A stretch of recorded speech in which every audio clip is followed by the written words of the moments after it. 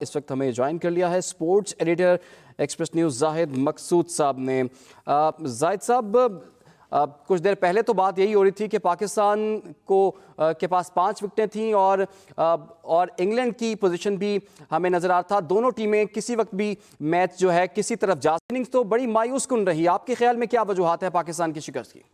उमर, देखा जाए तो बहुत ही इंटरेस्टिंग मैच था, क्योंकि पहले 4 दिन कहा जाता था कि ये डेड विकेट है, इस पर फैसला नहीं होना, क्योंकि रावलपिंडी की पिच को पहले ही एक डीमेरिट पॉइंट भी आईसीसी दे चुकी थी और 5वें दिन तो लगता था कि फैसला होगा मैच का, लेकिन कोई भी टीम जीत सकती है। पाकिस्तानी टीम ने दरमियान में जब सऊद, शकील और रिजवान खेल रहे थे, अच्छे खेल का मुजाहरा किया था, लगता था उस वक्त पलड़ा बराबर है, लेकिन सलमान अली आगा के आउट होने के बाद जब वो 30 रन बनाकर आउट हुए तो इंग्लैंड की टीम मुकम्मल तौर पर उस पर हावी हो गई और इसकी दाद देनी चाहिए बेन स्टोक्स के दिलेराना फैसलों को।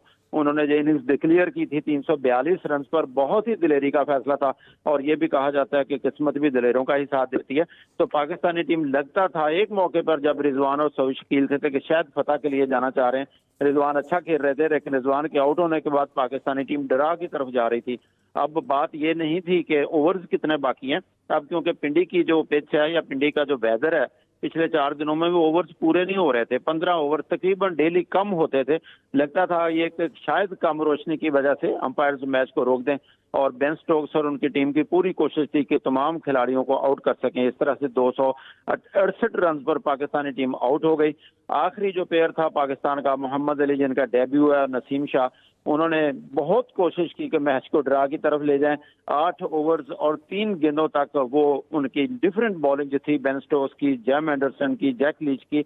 दूसरी इनिंग्स में एंडरसन ने और ओली रॉबिन्सन ने बहुत अच्छी बॉलिंग की है। पहली इनिंग्स की निस्बत उन्होंने 4-4 विकेटें ली हैं। पहली इनिंग्स में आपको याद होगा ओली रॉबिन्सन ने सिर्फ 1 विकेट ली थी, एंडरसन भी 1 विकेट ले सकते थे, लेकिन दूसरी इनिंग्स में दोनों ने 4-4 खिलाड़ियों को आउट किया। जैक लीच ने ली और विल जैक्स ने पहले इनिंग्स में 6 विकेटें ली थी। ओवरऑल अगर देखा जाए तो मैच बहुत इंटरेस्टिंग था, बहुत जबरदस्त था, लेकिन पलड़ा उसी टीम का भारी रहा जो रोजे अव्वल से बहुत अच्छा खेली। पहले दिन से ही टॉस भी जीता, लकी रहे बेन स्टोक्स, और इसके बाद मुसलसल पाकिस्तानी टीम पर दबाव रखा और इसको सेंचुरीज का गढ़ भी कहा जाता है। इस मैच को क्योंकि 4 सेंचुरियां बनाई गई थी इंग्लैंड की तरफ से, जवाब में पाकिस्तान की तरफ से इमामुल हक, अब्दुल्ला शफीक और बाबर आजम ने सेंचुरियां बनाई थी। गुज़श्ता रोज जब 2 खिलाड़ी पाकिस्तान के आउट हुए, अब्दुल्ला शफीक और खास तौर पर कप्तान बाबर आजम, तो पिछले कदमों पर चली गई थी पाकिस्तानी टीम और मोराल अप हो गया था इंग्लैंड की टीम का। आज उन्होंने फेवरेट की हैसियत से मैदान में कदम रखा। जैसा मैं पहले भी बता चुका हूँ, एक मौके पे ऐसा दिखाई जरूर देता था जब रिजवान और सऊद शकील खेल रहे थे। अपने डेब्यू पर सऊद ने बहुत अच्छा खेल पेश किया, 76 रन पर। वो एक खूबसूरत कैच, जो मुतबादिल खिलाड़ी थे जेनिंग्स, उन्होंने उनका कैच लिया और चलता किया, तो उस वक्त के बाद पाकिस्तानी टीम प्रेशर में आ गई। तो ये कहना चाहिए कि एक दिलेर टीम जीती है और यहाँ पे अफसोसनाक खबर यह है कि दोनों टीमों का एक खिलाड़ी सीरीज से बाहर हो चुका है। हारिस रऊफ के बारे में बताया जाता है कि वो अगले 2 हफ्तों में नहीं खेल सकेंगे, गोया मुल्तान और रावलपिंडी टेस्ट के लिए दस्तयाब नहीं होंगे। इसी तरह से लियाम लिविंगस्टोन जो उनके ऑलराउंडर हैं, वो भी पहला टेस्ट खेले थे पाकिस्तान के खिलाफ, अमूमन अच्छा खेलते हैं वो, वनडे और T20 भी, और वो भी अपने वतन वापस जा रहे हैं, वो भी अनफिट हो चुके हैं।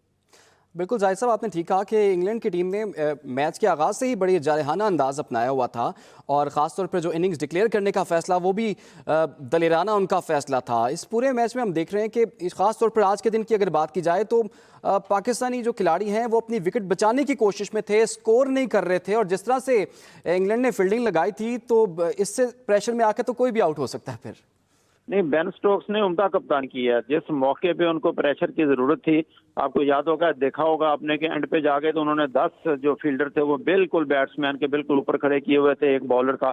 हर मौके पर उन्होंने प्रेशर बनाए रखा। जब इब्तदा में मोहम्मद रिजवान खेलने आए, उनको काफी परेशान किया, वो काफी प्रेशर में दिखाई देते थे और उनकी फील्डिंग को ही खोलने के लिए शायद उन्होंने अच्छे स्ट्रोक भी खेले हैं, चौके भी लगाए, छक्के भी लगाए। मोहम्मद रिजवान ने यहाँ पे 2 छक्के लगाए थे और 6 चौके लगाए थे, लेकिन इसके बाद उनके आउट होने के बाद जो है इंग्लैंड की टीम हावी दिखाई देती थी फील्डिंग के हवाले से, कप्तान में बॉलिंग चेंज करने के हवाले से। सिर्फ रिजवान और सऊद शकील जब थे तो एक मौके पे लगता था कि इंग्लैंड की टीम थोड़ी सी परेशान दिखाई देती है। इसके अलावा प्रेशर सारा पाकिस्तानी टीम पे था और आज जो कि तवक्को की जाती थी, पहली इनिंग्स में जाहिद महमूद ने अच्छे खेल का मुजाहरा किया था और हारिस भी अच्छा खेल गए, हालांकि वो अनफिट हैं, लेकिन इसमें दोनों बहुत जल्दी आउट हो गए। हारिस 0 पर आउट हो गए और फिर जाहिद महमूद भी स्कोर ना कर सके तो पाकिस्तानी टीम पे प्रेशर बढ़ता गया। जो आप कह रहे हैं कि लगता नहीं था पाकिस्तानी टीम जीत के लिए जा रही है, जब आपके मेन बैट्समैन आउट हो जाएं, बड़े खिलाड़ी आउट हो जाएं, तो फिर उसके अलावा मुश्किल हो जाता है। मैच बचाने का तरीका यही था। जीत का मुश्किल थी काफी, हाँ, अलबत्ता अगर वेदर साथ दे जाता, थोड़ी देर और रुक जाते, 2 ओवर 3 ओवर के निकाल जाते, तो मुमकिन था कि वेदर की वजह से पाकिस्तान को प्लस पॉइंट मिलता और फिर कम रोशनी की वजह से मैच को रोक दिया जाता और मैच ड्रा हो जाता। लेकिन ओवरऑल देखा जाए तो आज शायकीन क्रिकेट, जो क्रिकेट को समझते हैं, उनके लिए एक बेहतरीन मैच था।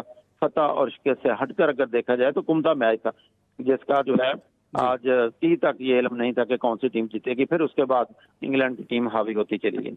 अच्छा, सर पहले 3 दिन तो हमने देखा कि पिच के हवाले से कहा जा रहा था कि ये अब ड्रॉ की तरफ ये मैच जाएगा, और पहली दोनों इनिंग्स दोनों टीमों की बड़ी अच्छी रही। 657 इंग्लैंड ने किए और पाकिस्तान ने 579 किए। अगली दोनों इनिंग्स में दोनों टीमों ने कम स्कोर किया। पिच का क्या रोल देख रहे हैं इस तमाम तर टेस्ट में? लगता था, देखे ना, पिच अपने रंग बदलती रही है। जैसा रमीज ने पहले कहा था कि जी ये ड्रॉप इन पिचेस लाएंगे, पिचेस को चेंज करेंगे, तो आज इसका क्रेडिट बहरहाल इंग्लैंड को जाता है। प्रेशर की गेम है। आखिर जब उन्होंने 342 रन पर इंग्लैंड डिक्लेयर की तो उसको दिलेराना फैसला भी करार दिया गया और रिस्की फैसला भी करार दिया गया। लेकिन पिच का बिहेवियर अजीब था कि पहली इनिंग्स में फास्ट बॉलर्स को ज्यादा विकेटें नहीं मिली हैं, लेकिन दूसरी इनिंग्स में जेम्स एंडरसन ने, ऑली रॉबिन्सन ने बड़ी नफीसुली बॉलिंग किया और उनके जो स्पिनर्स जो हैं वो ज्यादा कामयाब नहीं हुए। बेन स्टोक्स ने भी 1 विकेट ली और ज्यादातर फास्ट बॉलर कामयाब रहे। तो पिच के हवाले से कम से कम ये तो चले एक खुशआइंद बात है कि पिच पे फैसला हुआ, जिसको कहा जाता था इब्तदाई दिनों में बिल्कुल डेड पिच है, क्योंकि 4 सेंचुरियां पहले बन गई, 3 सेंचुरियां पाकिस्तान की तरफ से बन गई और फिर रन का पहाड़ भी कहा गया कि यहाँ पे ऐसे क्रिकेट जो है पाकिस्तान में टेस्ट क्रिकेट लोग देखने भी नहीं आएंगे। आज जो जिंदा दिल शायकीन है रावलपिंडी के, इस्लामाबाद के, आखिरी दिन उन्होंने भरपूर एंजॉय करने के लिए स्टेडियम में अपनी हाजिरी भी दी है। बहरहाल कहना चाहिए कि अच्छा मैच था, लेकिन दिलेराना देरी का बेन स्टोक्स को और उनके साथियों को मुबारकबाद देना पड़ेगी। पाकिस्तान ने सिर्फ डिफेंसिव अप्रोच के साथ खेला। आज अगले दिन भी पाकिस्तान डिफेंसिव अप्रोच से खेला। अगर शायद बाबर आजम आउट ना होते पहले दिन, या दूसरे दिन रिजवान और शकील मजीद खेलने में कामयाब हो जाते, तो हो सकता था पाकिस्तान इस मैच को ज्यादा इंटरेस्टिंग बना लेता या अपने हक में ले जाता। जैसा बिल्कुल आपने ठीक कहा कि पाकिस्तान जो है वो काफ़ी डिफेंसिव अप्रोच से खेला है। होम ग्राउंड में भी अगर पाकिस्तान इसी तरह से डिफेंसिव अप्रोच से खेलेगा, होम ग्राउंड का, होम क्राउड का फ़ायदा भी नहीं उठाएगा और इंग्लैंड की टीम बाहर से आके यहाँ पर अच्छा परफॉर्म करेगी। और वो तो पहले ही कह चुके थे कि हम ड्रॉ करने ये मैच नहीं आए, हम तो जीतने के लिए आए हैं। देखिए इमरान, एक तो ज़हन में रखें कि रैंकिंग अगर देखी जाए तो इंग्लैंड की हमसे रैंकिंग बहुत बेहतर है, उनकी टेस्ट टीम बहुत बेहतर है। जैसे चेयरमैन पीसीबी ने भी कहा कि वो अपने T20 के प्लेयर्स को भी इधर ले आए। देखें हैरी ब्रोक्स की अगर आप खेल देखें तो वो किसी मौके पर भी स्लो नहीं खेले। हैरी ब्रोक ने बहुत ही उम्दा खेल का मुजाहरा किया और यूं लगता था जैसे वो T20 खेल रहे हैं, यहाँ पे वो टेस्ट मैच खेले नहीं आए। जबकि निस्बतन अगर देखा जाए तो पाकिस्तानी टीम को डिफेंसिव अप्रोच से खेल रही थी, तो इसका क्रेडिट तो उनकी टीम को बिल्कुल जाता है जैसा कि मुजाहरा किया उनकी टीम ने। इससे पहले हम जिक्र कर चुके हैं, पहले भी एक दफा बता चुका हूं कि 2000 में कराची में मैच हुआ था, जब बैट्समैन ग्राहम थार्प और नासिर हुसैन पिच पर थे, लाइट कम हो गई थी, लेकिन तब आईसीसी के रूल्स मुख्तलिफ थे। उस वक्त बैट्समैनों से पूछा जाता था क्या उनको गेंद नजर आ रही है, वो खेलना चाहते हैं, तो दोनों ने अंधेरे में खेलते हुए पाकिस्तान को 6 विकेटों से मात दे दी थी। लेकिन आज दोनों टीमों की रजामंदी जरूरी थी, अंपायर्स की जरूरी थी और जो टीम बेहतर खेली है वो जीती है। लेकिन यहाँ सिलेक्शन कमेटी का बार बार हम पहले भी जिक्र कर चुके हैं, फिर करूंगा, मैं समझता हूं कि यहाँ पे मोहम्मद अब्बास की जगह बनती थी। काउंटी क्रिकेट का भी उनका एक्सपीरियंस है और अजहर अली ने काफी मायूस किया है। पहली इनिंग्स में जल्दी आउट हो गए, दूसरी इनिंग्स में जबकि आप इतने टेस्ट मैच खेल चुके हों, आप पर भारी जिम्मेदारी हो। ये ठीक है उनके फिटनेस मसाइल थे, पहले दिन वो अनफिट थे, लेकिन यकीनी तौर पर आज वो 40 रन बना चुके थे। इतनी देर में तो जो बड़ा खिलाड़ी होता है वो सेट भी हो जाता है, मौके की नजाकत को भी समझता है। हाँ, प्रेशर होता है, जिनका टेस्ट डेब्यू होता है, जिनका तजर्बा कम होता है, जैसे मोहम्मद अली खेल रहे थे लास्ट विकेट में या नसीम शाह खेल रहे थे, तो अजहर अली को चाहिए था कि विनिंग की तरफ अपनी टीम को लेके जाते।